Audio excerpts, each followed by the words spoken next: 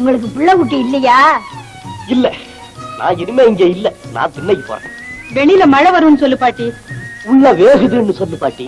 வேடிக்கையான பிள்ளைங்களா இருக்கிறீங்களே, உங்களுக்கு இப்பதான் கல்யாணம் ஆச்சா? ஐயோ பாட்டி, நீ நிம்மதியா படுத்து தூங்கு.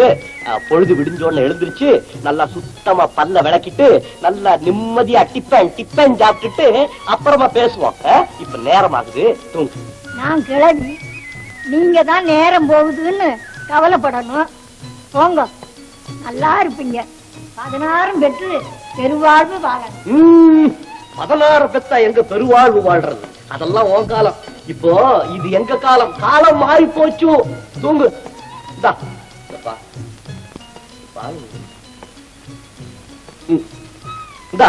பால சாப்பிடு. சரி வா சாப்பிடலாம். சமாதானமா?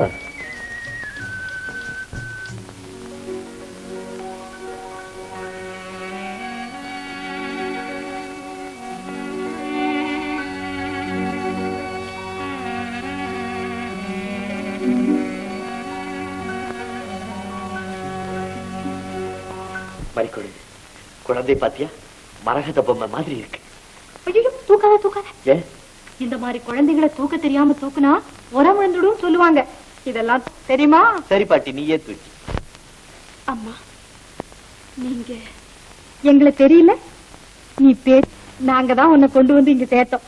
உனக்கு சொந்தக்காரவங்க ஒருத்தரும் இல்ல. நான் திக்கில்லாத அனாதை.